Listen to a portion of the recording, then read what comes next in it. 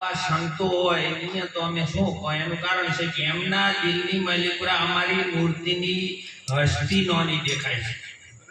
એવા એવા જો દિલ પાથરીને જે બેઠા છે સંતો, એમના સર્વને પ્રાર્થના કરું છું. કોટી કોટી વંદન છે. પણ શ્રેષ્ઠ વાત એવી છે કે મનુષ્ય જન્મ એવો દુર્લભ છે જેને દેવને મેળવવો હોય તો મળતો નથી. દેવને દુર્લભ એવો આ દેહ છે, એનો વિચાર ન લાયા. મનુષ્ય જન્મ મોઘો મળ્યો, એનો વિચાર ન લાયા. દેવને દુર્લભ એવો આ દેહ છે, ફોકટ જન્મ ગુમાયા. લાલન જેને આત્મ નથી ઓળખાયા. જેમ કે હું ક્યાંથી આવ્યો છું, અત્યારે હું કોણ છું, આ શરીર પડશે તારો હું ચાં જઈશ, એક આ વિચાર કયા જેવો છે. એનું કારણ છે કે આ 50-60 વર્ષની આપણી કદાચ ઉંમર 70 વર્ષની હોય કે 100 વર્ષની હોય, પણ ખરેખર જે ગેડમ આગળ આપણે જે ઘરની માલિપુરા બેઠા છે અહીંયાના સામો જો આપણને લમડો વાળા તો આપણને એમ થાય કે મારો વાલો આ ખૂબ મારું તારું કરી કરી અને આ એક ખાટલામાં બેઠા છે ને આવી તો દશા આપણી પણ આપવાની છે એ તો નક્કી છે. પણ એનું એક સંતોને શરણે જઈ અને શું કર્યાથી આ ભવસાગર પાર થાય છે એવો જો વિચાર લક્ષ્યમાં ધરે જિજ્ઞાસુ પદને ધારણ કરીને જો સંતોને શરણે જઈને જો સત્પુરુષ સેવી અને શું કરવા પોતે આવ્યો છે એનો જો સાર્થ અર્થ જાણી લે તો એને મનુષ્ય જન્મનો ફેરો સફળ કહેવામાં આવે છે. ચમ સફળ કહેવામાં આવે છે કે લક્ષોરાશની માલિપુરા આ જે છેલ્લો દ્વાર છે એને મનુષ્ય અવતાર કીધો છે.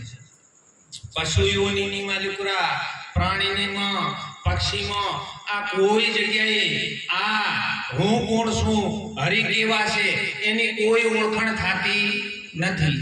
જેમ કે જો કૂતરાને હોમો ઓમ કાસ રાખો એટલે કૂતરો શું કરે, આખો દી ભસ ભસ જ કરે, પણ એને ખબર નથી કે હુંનો હું હોમો છું.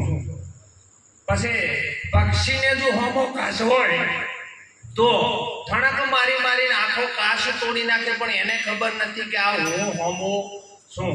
પણ શ્રેષ્ઠ મનુષ્યને એ ખબર પડે છે કે આ શરીરની માલિપુરા આ 5 તત્વનું પૂતળામ જે આ બોલી જો એ કોણ છે. કૃષ્ણ ભગવાને અર્જુનને આ વાત કરી છે ગીતાની માલિપુરા 3જા અધ્યાયમાં એમ વાત કરી છે કે હે અર્જુન, જ્યાં સુધી તો તને નહીં ઓળખે ત્યાં સુધી તો મને ઓળખી નહીં. હવે આમ હાળા બનીનો એક સમજ હતો, શરીરથી તો ઓળખતા હતા કે આ મારે બનેવી છે, હું એમને હાળો છું. પણ આજે ઈ દ્રષ્ટિ કઈ કીધી કે જે તું મને તને જ્યાં સુધી ન ઓળખે ત્યાં સુધી તું મને ઓળખીશ નહીં.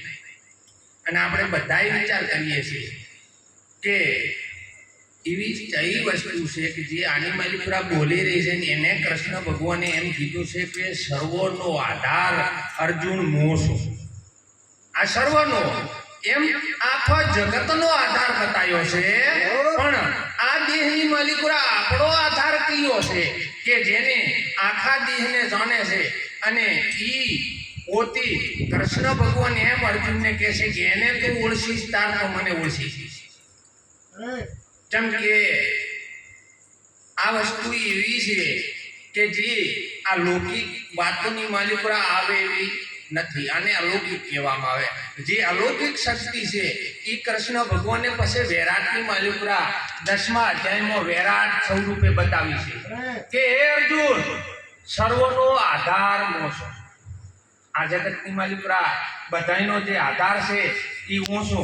અને સંત એટલા સુધી તો કહે છે કે જે આ શરીરની માલિકુરા ચીડીથી કરી અને હાથી સુધી જેને પ્રાણ કહેવામાં આવે છે, અને આ જો પ્રાણ આ શરીરની માલિકુરા જો ન હોય તો એને મળતું કહેવામાં પણ આવે છે. જ્યાં સુધી પ્રાણ હોય ત્યાં સુધી આપણને એક ડોક્ટરે એને તપાસ કરે છે, હજી સુધી પ્રાણ ચાલે છે ત્યાં સુધી દવા કરે, નકા પછી છેલ્લે એમ કહી દે છે કે હવે આને કોઈ પ્રાણ છે હવે આવો આધાર પરમાત્મા છે, જે પ્રાણ પિંડમાં આવે છે, જે પ્રાણ બ્રહ્માંડમાં જાય છે, આ જે ક્રિયા કરી રહ્યો છે, આવણ જાવણ કરી રહ્યો છે, એનો આધાર કોણ છે? પ્રાણ એટલે કેવડો છે કે અમેરિકામાં જાઓ તો આનો હાલે, અહીં તો આનો હાલે, ગમે એ દેશની માલિકોરા જાઓ તો પ્રાણનો કોઈ જગ્યાએ અભાવ છે? કોઈ દેહમાં બીજો હાલતો એવો કોઈ છે?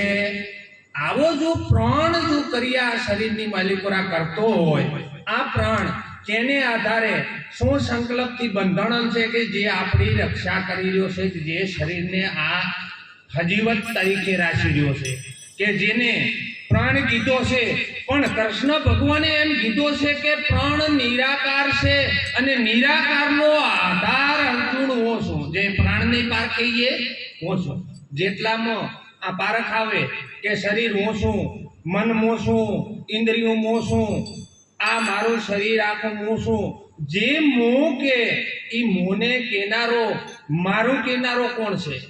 એ એક શરીરનો આધાર, મનનો આધાર, પ્રાણનો આધાર, આ આખા જીવનનો આધાર એ કેવો હશે? જેમ કે હું તો એક ત્રીજી સોપડી ભણેલો છું, ત્રીજી સોપડીમાં નપાસ થયું એટલે પછી હું ભણવા રહ્યો નથી, પણ આવા સંતોને સને જો મને વળી આ આનંદ આવ્યો છે. પણ ઈ તો ને એક કવિતા આવતી હતી અને કવિતાની મજકુરા એમ કહેતા હતા કે આંબાની ડાળીએ ઊંસું ફળનો મૂકનાર કેવો હશે, મને કોને